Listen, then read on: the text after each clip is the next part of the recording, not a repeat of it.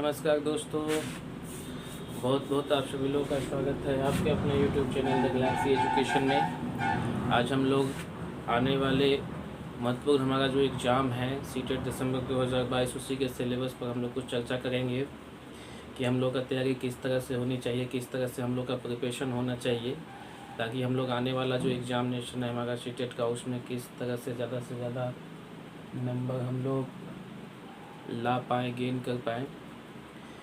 इसके लिए हम लोग चलिए देखते हैं हमारा सिलेबस जो है वो क्या है और इसमें हम किस तरह से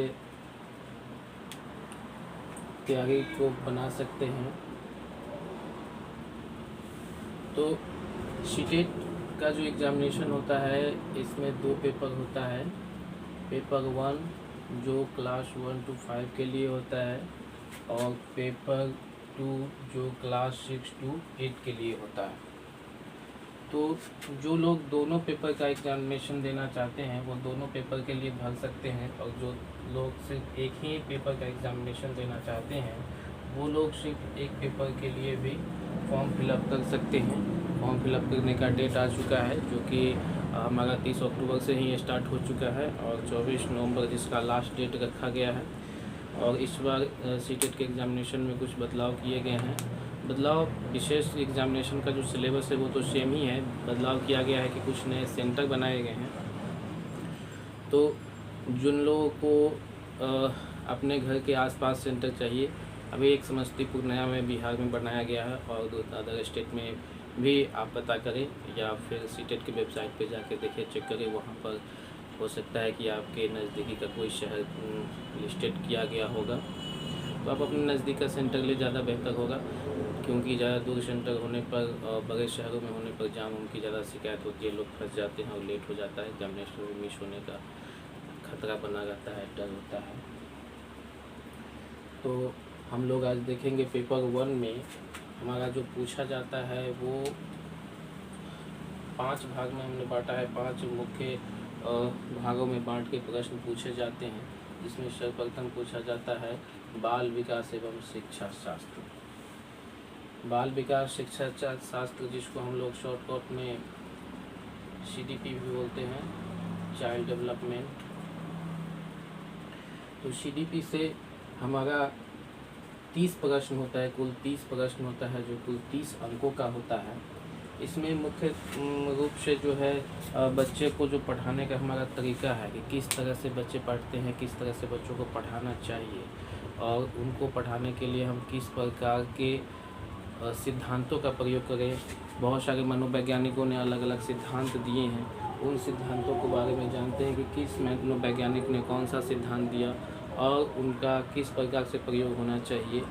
तो हम मुख्य रूप से बाल विकास में जो है सिद्धांत और मनोवैज्ञानिकों को पढ़ते हैं और मनोवैज्ञानिकों के द्वारा दिए गए जो सुझाव हैं उस पर हम लोग डिस्कस करते हैं, उसको देखते हैं, उस पर कंसीडर करते हैं।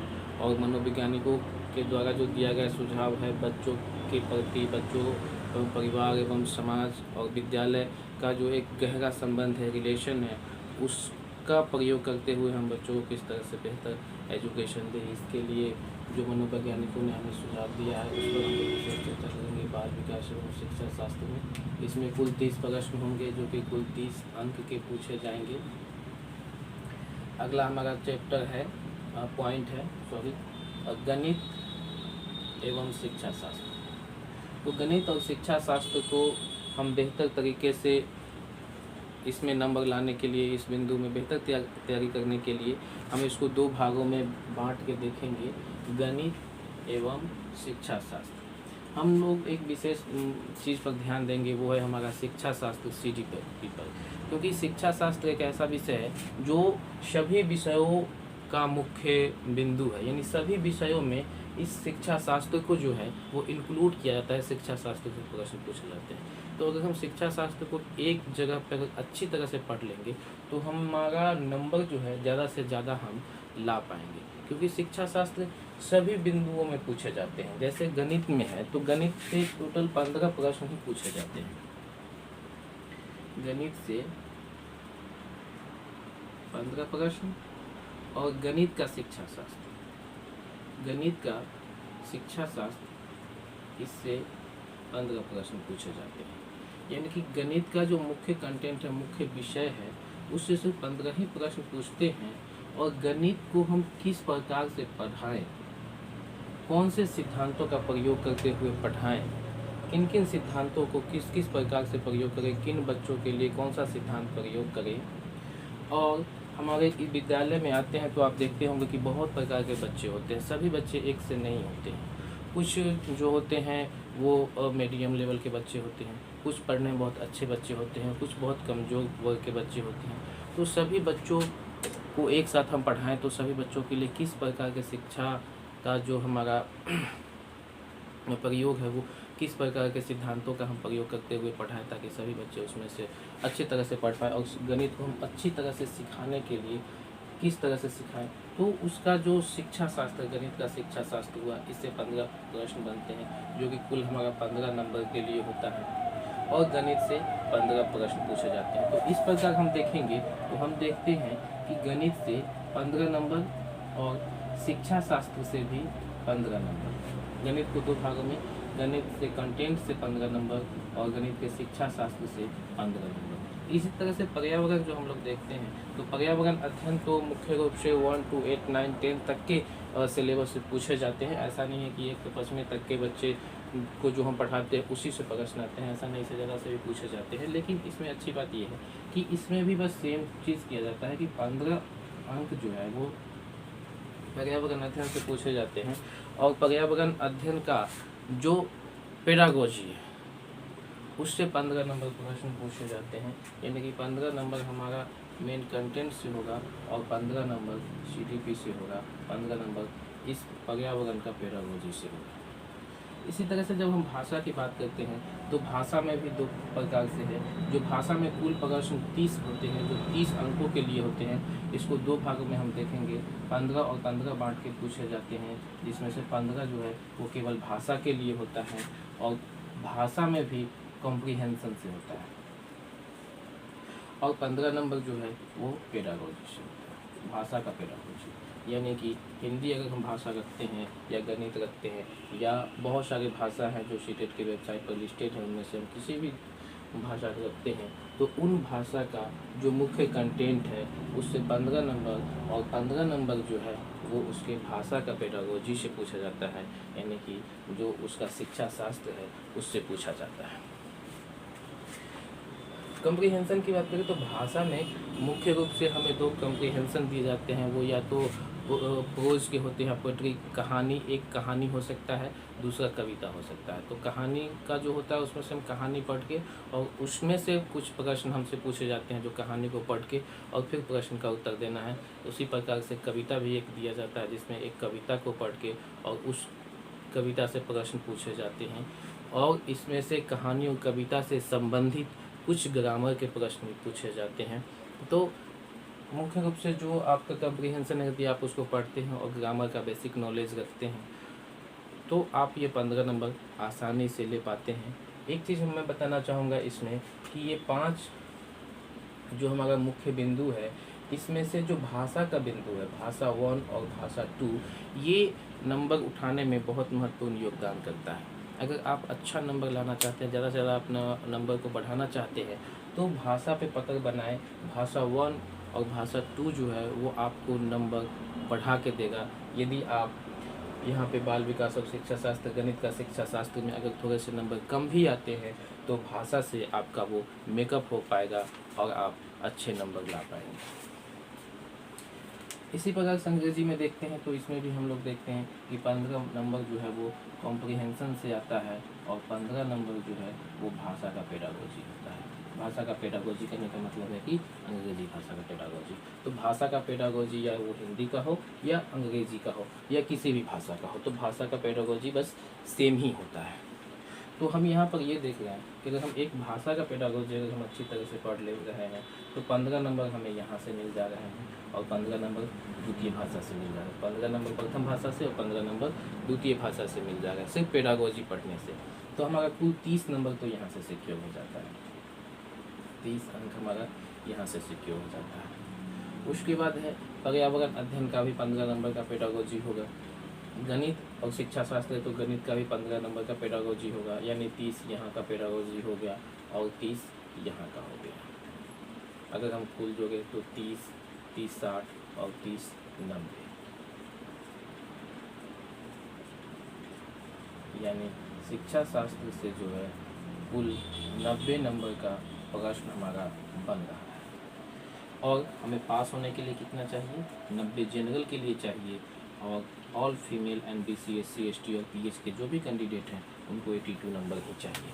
तो आप खुद ही देखिए कि हमें किस बिंदु पर कितना ध्यान देना चाहिए। हमारा जो पास मार्क है 90, वो केवल हमें शिक्षा शास्त्र से पूछा जा रहा है। तो अगर हमारा शिक्षा शास्त्र अगर मजबूत हो जाता है और हम उसमें बेहतर तरीके से तैयारी कर पाते हैं तो बाकी बिंदु से भी हम कुछ ना कुछ मार्क्स ले ही आएंगे। और दोनों मिला के इसमें से मान लीजिए कि 80 है, आप 70 भी ले आते हैं, और इन बाकी के बिंदु जो हमारा 60 रिमेन बच जाता है, 60 क्वेश्चन तो 90 के बाद बच जाता है 15 15 30 और 45 और यहाँ पे 60 नंबर जो कंटेंट का होता है, जो विषय से होता है, हमारा विषय, तो इस सामान्य विषय लिख देना ज़्यादा अच्छा रहेगा।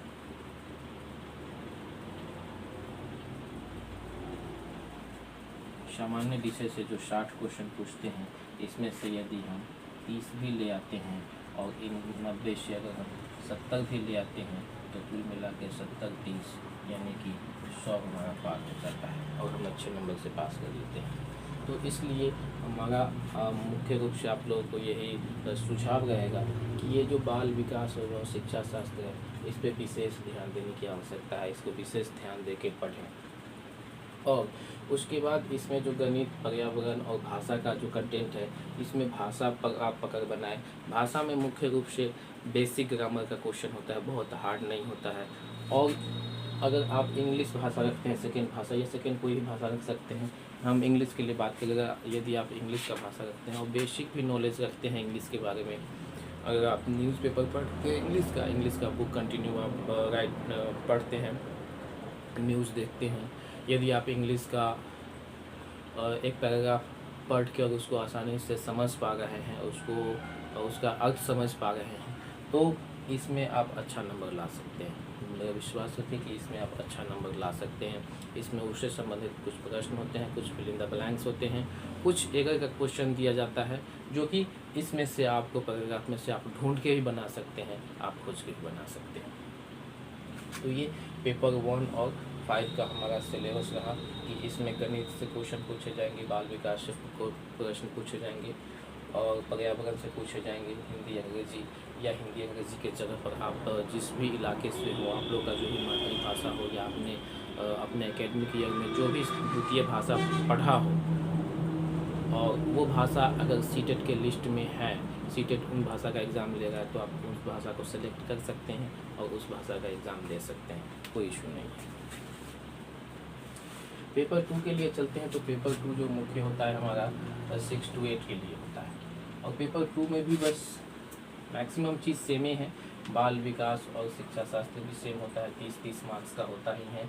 और बाल विकास और शिक्षा शास्त्र इसमें भी कुल 30 प्रश्न और 30 अंक होते हैं।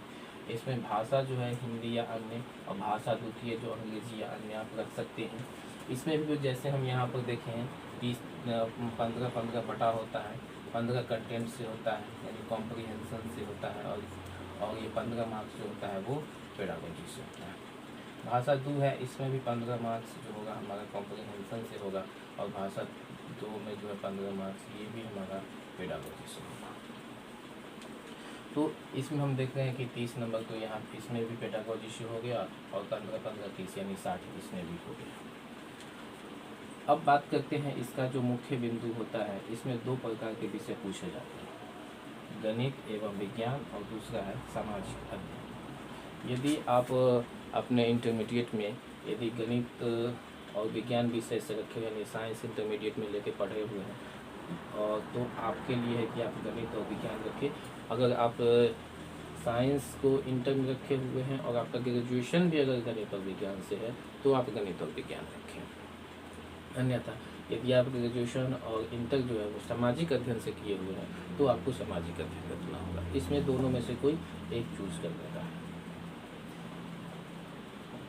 दोनों में ये 3 तो सभी में रहेंगे, ये 3 सभी में रहेंगे, इन 2 में से कोई एक को चूज करना है आपको। तो आपका जो मुख्य विषय हो इंटर और ग्रेजुएशन में, उनमें से आप चुनिए, या तो साइंस या तो आर्ट्स।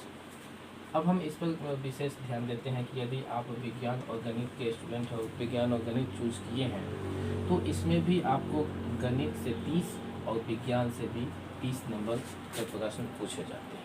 ये गणित एवं विज्ञान से कुल मिला के 60 प्रश्न होते हैं, जो कि कुल 60 अंकों के लिए होते हैं। अब इस गणित की बात करें तो इसमें भी 20 ही नंबर जो है आपके कंटेंट से पूछे जाएंगे, और इसमें भी 10 नंबर जो है वो गणित का जो शिक्षा शास्त्र है, मैथमेटिकल पेडागोजी, उससे पूछा जाएगा। विज्ञान की बात करें तो इसमें भी बस सेम कंडीशन है, इसमें भी 20 नंबर जो है वो विज्ञान के आपके कंटेंट जो मुख्य सिलेबस है उससे पूछा जाएगा, और 10 नंबर जो है वो आपका विज्ञान का शिक्षा शास्त्र यानी कि साइंस पेडागोजी से पूछे जाएंगे। तो यहाँ भी आप देख पा रहे हैं कि 10 नंबर पेडागोजी से यहाँ भी पूछे जा रहे हैं विज्ञान विषय में, और गणित विषय में भी 10 नंबर पेडागोजी से पूछे जा रहे हैं। तो कुल मिला के अगर हम गणित और विज्ञान विषय को चूज करते हैं तो इसका सिलेबस हम देखते हैं कि इसमें 2 प्रकार से पूछा जाता है। गणित से अलग 30 प्रश्न और विज्ञान से अलग हम 30 प्रश्न पूछे जाते हैं। इन 30 प्रश्नों में से जो गणित का जो मुख्य सब्जेक्ट है, जो हमारा सामान्य गणित है, उससे 20 प्रश्न पूछे जाते हैं, और जो गणित का पेडागोजी है उससे 10 प्रश्न पूछे जाते हैं गणित के शिक्षा शास्त्र से। तो हम देखते हैं कि गणित के शिक्षा शास्त्र से 10 प्रश्न पूछे जाते हैं, वहीं गणित विषय से 20 प्रश्न पूछे जाते हैं। तो यहाँ भी 10 प्रश्न जो है वो शिक्षा शास्त्र से आ रहे हैं। विज्ञान देखेंगे तो विज्ञान से 30 प्रश्न है, जिसमें से 20 जो है विज्ञान के जो सामान्य विषय हैं उससे पूछे जा रहे हैं, जबकि 10 प्रश्न जो है वो विज्ञान के शिक्षा शास्त्र से पूछे जाते हैं। तो यहाँ पे कहने का अर्थ ये है कि 10 नंबर यहाँ पे गणित के शिक्षा शास्त्र और 10 नंबर विज्ञान के शिक्षा शास्त्र, कुल मिला के 20 नंबर जो है हमें शिक्षा शास्त्र से पूछे जाते हैं, यानी कि पेडागोजी से पूछे जाते हैं, जबकि 40 नंबर का जो क्वेश्चन है वो कंटेंट से पूछे जाते हैं। तो हम क्या देखें, यहाँ पे 20 नंबर पेडागोजी, यहाँ 15 नंबर, यहाँ 15 नंबर, यानी 15 15 30 20 50 और 30 नंबर यहाँ, यानी कि कुल जो है 80 नंबर, 80 अंक का शिक्षा शास्त्र हो जा रहा है।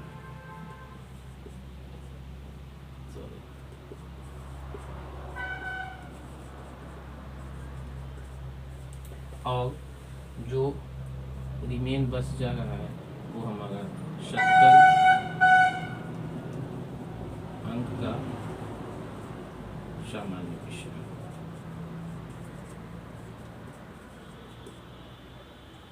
सामान्य विषय कहिए या सामान्य शिक्षा, सामान्य विषय ही लिखता है, ठीक है, सामान्य विषय। कुल मिला के जो है वो 80 अंक का शिक्षा शास्त्र पूछा जाता है। बाल विकास का जो शिक्षा शास्त्र है उससे 30, हिंदी यानी भाषा का शिक्षा शास्त्र 15, गणित यानी द्वितीय जो भाषा है हमारा उसके शिक्षा शास्त्र से 15, और गणित के शिक्षा शास्त्र विज्ञान के शिक्षा शास्त्र मिला के 20, कुल 80 बनते हैं। इसमें से भी जो भाषा 1 है और भाषा 2 है, दोनों का शिक्षा शास्त्र एक ही होता है, भाषा 1 रहे या भाषा 2 रहे, शिक्षा शास्त्र में थोड़ा सा ही दोनों में अंतर होता है, नहीं तो लगभग दोनों में समानता ही होती है। तो हम देखते हैं कि कुल मिला के शिक्षा शास्त्र से 80 और सामान्य विषय से 70 पेपर 2 के हिसाब से पूछे जाते हैं, और पेपर 1 में हमने देखा कि पेपर 1 में 90 अंक का शिक्षा शास्त्र पूछा जाता है, जबकि 60 ही अंक सामान्य विषय से पूछे जा रहे हैं।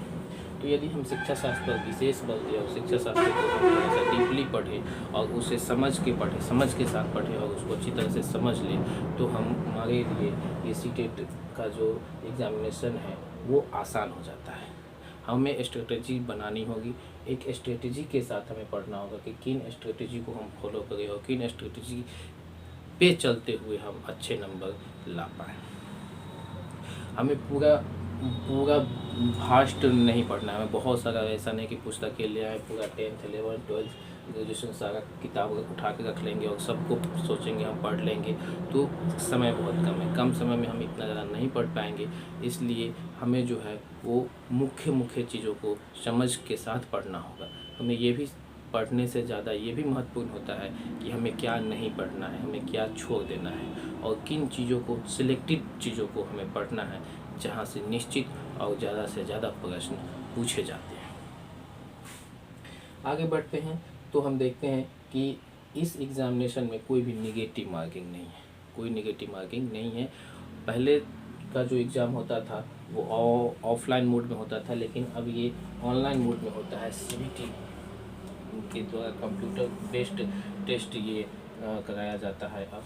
तो इसमें फिर भी कोई बात नहीं है, आप लोग थोड़ा सा कंप्यूटर पर एग्ज़ाम से कुछ दिन पहले जाके थोड़ा सा अपना माउस वूस, जो लोग कंप्यूटर नहीं जानते हैं, जो लोग जानते हैं उनके लिए कोई दिक्कत नहीं, जो लोग नहीं जानते हैं उनके लिए है कि आप माउस को थोड़ा सा हिला उला के पॉइंटर को अपने अंडर कंट्रोल करना सीख ले, फिर कोई विशेष दिक्कत इसमें नहीं होगी।